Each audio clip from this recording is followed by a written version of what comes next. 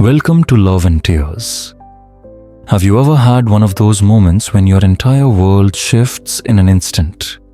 When everything you thought you knew, everything you believed in, suddenly crumbles beneath your feet? That was him standing alone in the hallway, gripping a half-full glass of water so tightly, he thought it might shatter in his hand. He wasn't supposed to hear it. He was just passing by their bedroom on his way to the kitchen when he heard her voice, soft, intimate. But not for him. "I don't even want to hug him anymore," she said. Then came a laugh, a cruel, detached little sound that sliced through the silence. She was lying on their bed, her back turned toward the door, her legs crossed at the ankles, swinging lazily in the air like she didn't have a care in the world. He froze, couldn't move. His heart pounded so loudly that he could almost hear it echoing through the house. I know, she whispered into the phone. "It's just, I don't feel anything when he touches me. It's like I tolerate it, you know? There's no spark anymore." Then silence, and another soft, knowing laugh. "Of course I want to. I just have to be careful. He's not stupid." Can you imagine that, hearing the person you love most speak about you like that? So casually, so indifferently. He exhaled slowly, his jaw tight, his mind burning with anger and disbelief. But the worst part wasn't the words. It was her tone, that effortless confidence, that cold assurance that she'd already moved past him. He could have stormed in, could have shouted, demanded answers, thrown the glass, the words, the pain. But he didn't, because something inside him had gone completely still. Confrontation wouldn't change anything. No argument could undo what he'd just heard. So instead, he turned cold. If she wanted distance, he would give her distance. If she didn't want his touch, she would never feel it again. She thought he was predictable, a man who would either explode or beg. She had no idea what he was truly capable of. He turned away, walked down the hall, and set the glass of water on the counter. Her words echoed in his head like a slow spreading poison. And from that moment on in his heart, his wife simply ceased to exist. He didn't yell. He didn't cry. He didn't argue. He just stopped. Stopped asking about her day. Stopped reaching for her hand. Stopped trying. He became a ghost in his own home. And at first, she didn't even notice. The first few days she was still lost in her little world, smiling at her phone, humming while getting dressed for work. She probably thought he was tired, distracted, maybe just in one of those moods men have sometimes. Perfect. She suspected nothing. At dinner, they sat across from each other, eating mechanically. She didn't look up from her plate. At night, when she reached for him in bed, he rolled over, leaving a cold, empty gulf between them. She said nothing. Not yet. A week passed before she finally noticed the silence pressing down around them. "Hey," she said one morning as he rinsed his coffee cup. "Are you okay?" He turned, looked her in the eye and smiled. A real smile, but stripped of all warmth. "Yeah." "Why wouldn't I be?" She blinked, uncertain. "I don't know." "You've just been quiet," he shrugged. "Just thinking about things. That was it. No explanation." He picked up his keys and left. Let her wonder. Let her feel that same uncertainty that had burned through him in that hallway. And slowly, the little cuts began. It was the small things that hurt her first. The movie nights she used to love, he watched alone. The dinners once full of laughter, now silent rituals. One Friday night, she came home and found him already watching a film without her. "You started without me?" she asked. He nodded, eyes still on the screen. "Didn't think you'd be interested." He didn't pause the movie. And in that quiet moment, she felt it. The distance she once asked for was now swallowing her whole. Have you ever realized too late that silence can be the loudest revenge of all? She didn't move closer. She just stood there for a moment, unsure, then sat down at the far end of the couch, her posture stiff, her presence heavy with awkward silence. Good, he thought. Let her feel that distance. The next evening he came home late, much later than usual. She was waiting, arms crossed, leaning against the kitchen counter. "Where were you?" she asked, her voice calm but edged with something sharp. He shrugged, setting his keys down. Out. Out with who? Just a couple of people. Her frown deepened. People. He met her gaze, his eyes unreadable. Yeah, people. Then he walked past her, leaving her alone with her thoughts, with the shadows of her own imagination. For the first time in a long while, he saw it, that flicker in her eyes. Worry. Doubt. She wasn't used to being ignored. She was used to him caring, asking, reaching, fighting for her attention. But that man was gone now. If she wanted him to fade into background, noise, fine. Let her try living in the silence she'd created. And slowly her cracks began to show. The real shift came 2 weeks later. By then, he wasn't just quiet, he was absent. Physically, he was there, but emotionally, he was long gone. He moved around her like she was part of the furniture, speaking only in short, polite phrases. He never initiated conversation. And little by little, she began to break. "Do you want to go out for dinner tonight?" she asked one evening, trying to sound casual. "Nah, we could try that new place you talked about last month." He looked up at her then. He knew it was a test. A small, desperate attempt to see if he still cared, if she could still reach him. But he didn't take the bait. "I'm not really feeling it," he said simply, and went back to his book. The next morning, she brushed his arm lightly as he got dressed. He flinched. Not dramatically, just enough. Enough for her to notice.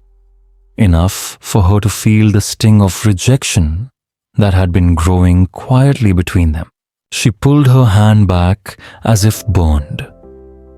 That was the first real fracture, the beginning of her unraveling. A few nights later, he heard her in the kitchen, wiping down the counters with more force than necessary. A nervous habit she'd always had when she was upset. Then, she did something unexpected. She opened a bottle of wine, poured 2 glasses, and walked into the living room. She set them down gently on the coffee table. He glanced up from his phone. "What's that? I thought we could have a drink together," she said with a small, hesitant smile. "We haven't in a while." She was trying to mend something she hadn't even realized she'd shattered not until now. He looked at the wine, then at her. Then he stood up. "I'm heading to bed," he said, stretching casually. Her face fell not dramatically, but just enough. He caught the flicker of disappointment, the brief panic She quickly tried to hide. He walked away, leaving her sitting alone with 2 untouched glasses of wine. She would have to drink alone now, and that was when he knew she was starting to understand, starting to feel it. The loneliness, the emptiness, the slow, suffocating realization that she wasn't special anymore, that he could go entire days without thinking about her, and it was killing her. He lay in bed that night, staring at the ceiling, listening to the faint sounds of her moving around the kitchen, putting the glasses away. And for the first time in a long time, he slept soundly, because this was only the beginning. Her desperation came sooner than he expected. Little cracks appeared in her carefully constructed indifference, a glance that lingered too long, a question repeated because her mind was somewhere else. She was losing her grip, slowly drowning in guilt and confusion. But she still didn't know that he knew. Not yet. That changed 3 weeks after the night he overheard her on the phone. That was when the truth finally showed its face. The night he confirmed the affair. She had been careful he would give her that. Late-night messages, deleted histories, her phone always face down, extra hours at work. Small details spread out just enough to avoid suspicion. Almost flawless. Almost. He was lying in bed, scrolling through his phone when it happened. Her phone lit up beside him, just a single preview on the lock screen. Tonight was incredible.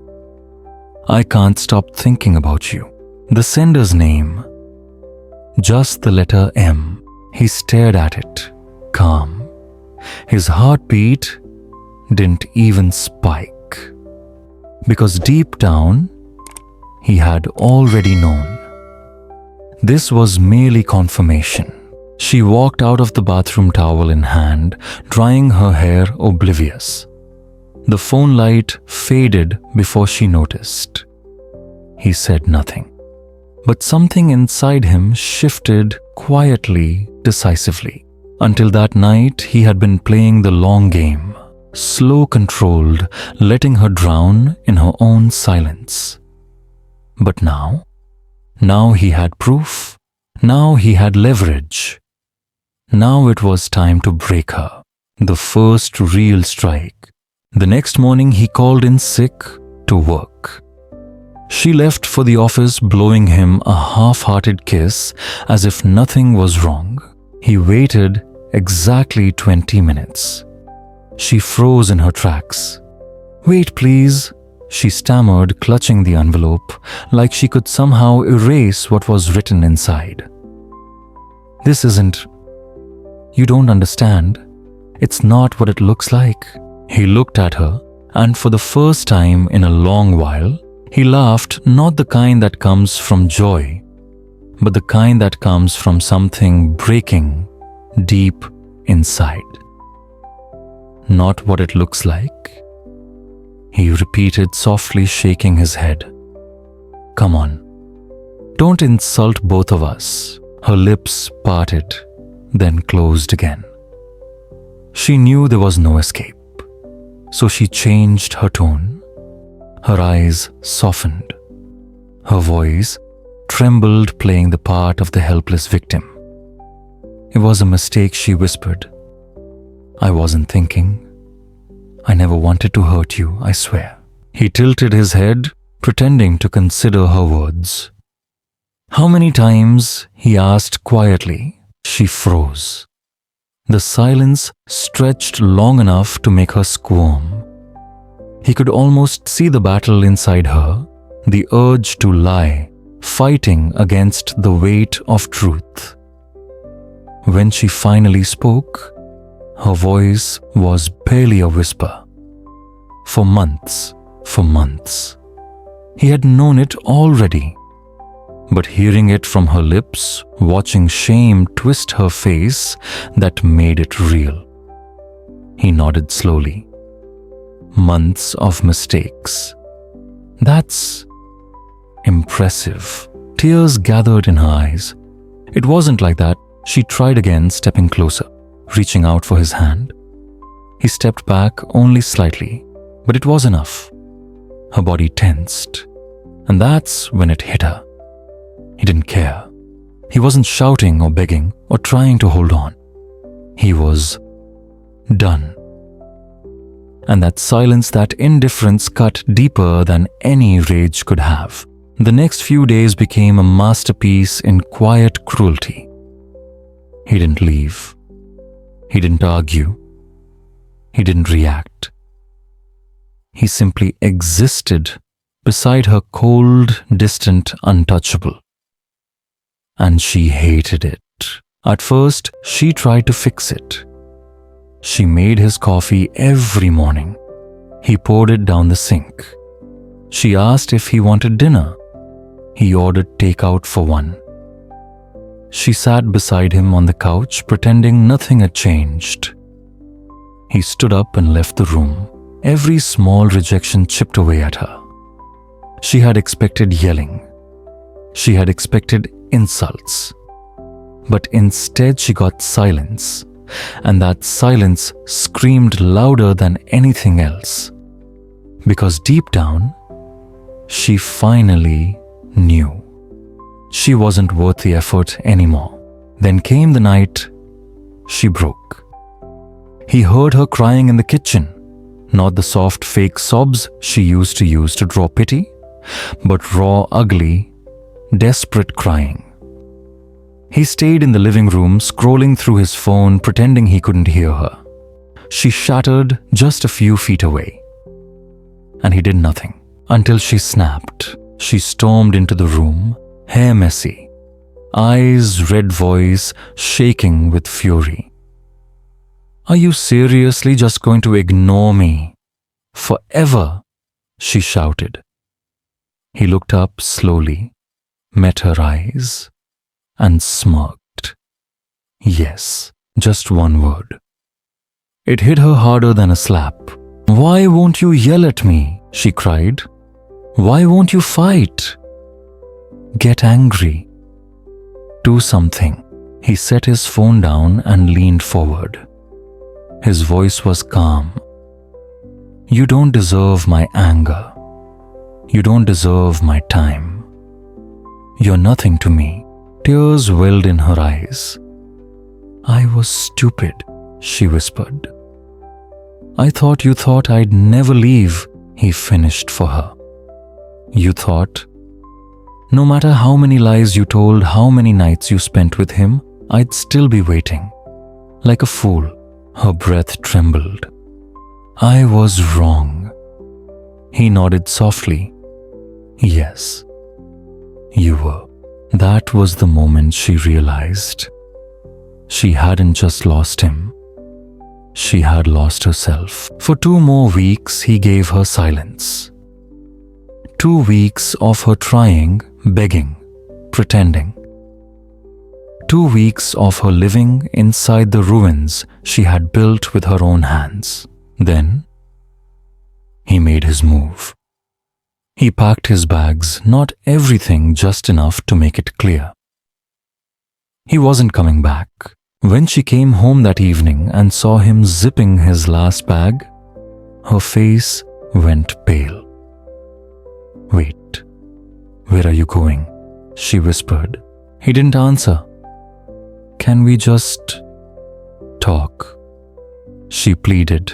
He slung the bag over his shoulder, turned toward her, and smiled, that same cold, hollow smile he gave her the night it all fell apart. We already did. He walked past her. She didn't follow. She didn't try to stop him, because she knew there was nothing left to say. And as he stepped out that door into a life without her, he felt nothing but peace. She had wanted freedom. She had wanted excitement. Now she had them both, and they were the cruelest punishments he could have given her. Regret. It's a shadow that never leaves. It lingers in the quiet. It echoes in the places where love once lived. And now, Shai was drowning in it. He made sure of that. He didn't just leave. He erased himself, blocked her number, ignored her emails, cut off every mutual friend. He became a ghost, a man she once knew, once had, and would never have again. And the world knew too. Her affair wasn't just exposed to him, he made sure everyone saw it. Her family, her friends, her colleagues. He even sent the proof to Michael's wife, who wasted no time tearing her own husband's life apart. Their little fantasy collapsed in days. Michael's wife divorced him, took everything. And soon after, Michael left her too. 2 weeks later, she was completely, utterly alone. Months passed. He moved on a new place, a new rhythm piece that didn't include her. Until one evening, his phone lit up.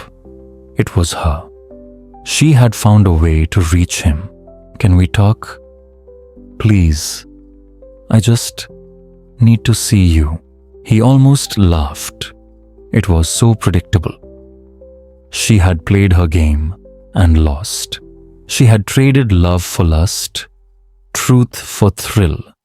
And now, she wanted to rewrite the story. But some bridges once burned can never be rebuilt. He didn't reply, didn't type a single word. He simply blocked the number again and let her sit with her regret. Because he had already won, and she would spend the rest of her life knowing it. People say revenge is best served cold. But this was colder. This was justice. She had gambled everything and lost. And he walked away without a single scar.